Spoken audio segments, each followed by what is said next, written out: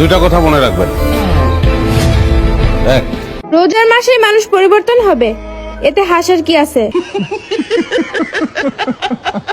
আর দুই, আজকে প্রথম রোজা, এই প্রথম রোজাটা আমি রাখতে পারতেছি না, আর এই কষ্টটা শুধু মেয়েরাই বুঝবে। আচ্ছা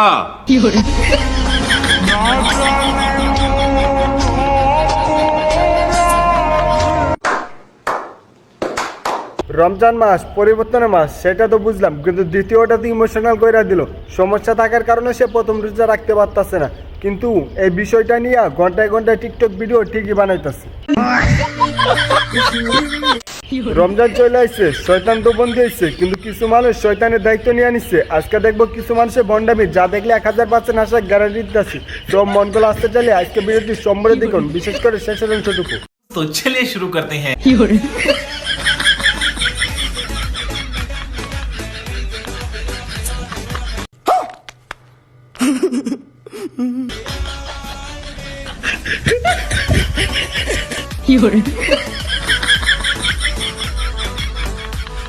সারা জীবন তো আমরাই বিনোদন নিলাম, কখনো তো পশু পাখিদের বিনোদন দিলাম না। হজুর অনেক বেশি মতলুব, তাই মুরগির খামারে নাইসা মুরগিদের বিনোদন দিতেছে।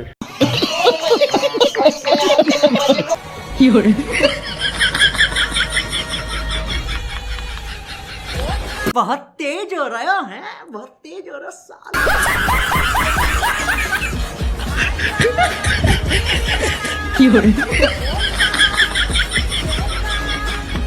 পদ্মাশীল মায়ের ফালতু মেয়ে যে নাকি পাবলিকের সামনে ডান্স করতেছিল, এটা তো সহ্য করতে পারে না কাকি, তাই তো পুরাই ফায়ার হয়ে গেছে।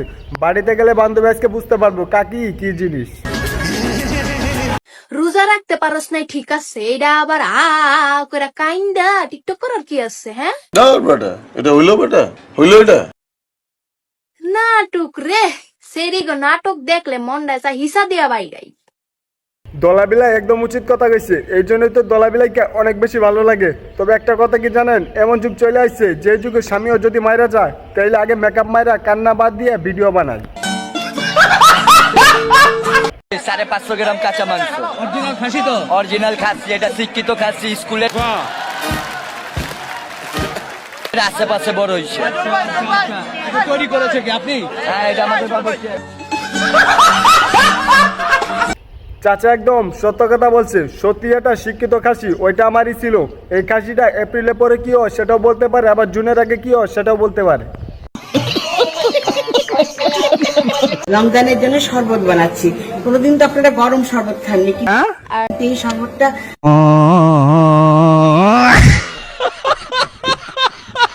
আন্টিকে নতুন কোনো রেসিপি বানাইতে বলছিল, কিন্তু আন্টির মাথায় কোনো নতুন রেসিপির আইডিয়া আসে নাই, তাই আন্টি এখন ঠান্ডা শরবত বোতল গরম শরবত বানাইতেছে। যারা অর্থের কারণে রোজা রাখতে পারছেন না, যারা অর্থের কারণে রোজা রাখতে পারছেন না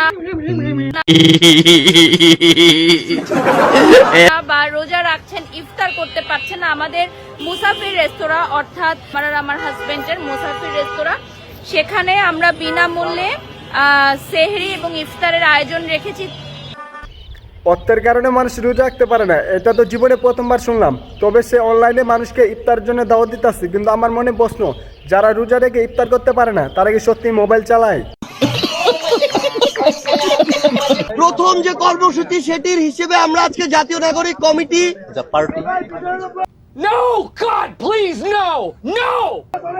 আমরা একটু আবার শুরু করি, শুরু থেকে আমরা আমাদের জায়গা থেকে আমাদের জাতীয় নাগরিক কমিটি, জাতীয় নাগরিক পার্টির যে পথ চলা, শুরু থেকে আরেকবার শুরু করি।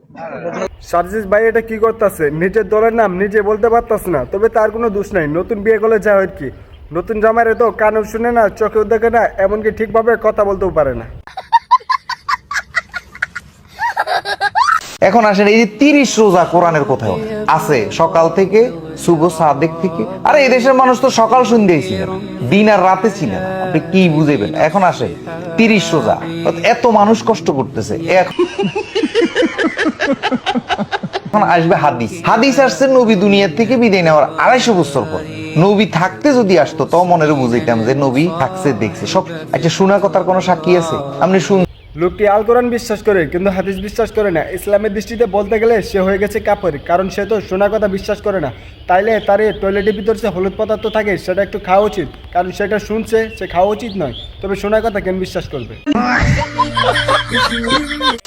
একটু বড় একটা প্রশ্ন করবে, সেটি দেখার আগে অবশ্যই ভিডিওটি যদি ভালো লেগে থাকে ভিডিওতে একটা লাইক করে দেন, আর চ্যানেল নতুন অবশ্যই চ্যানেল সাবস্ক্রাইব করে পাশে থেকে বেল আইকনটি অন করে দিন। ইফতারির লগে জিলাপি খায় কারা কারা, হাত তুলো তো তোমাকে খুমাটা একটু দেহি। এইটা তুমি একটা কথা কইলে ভাই।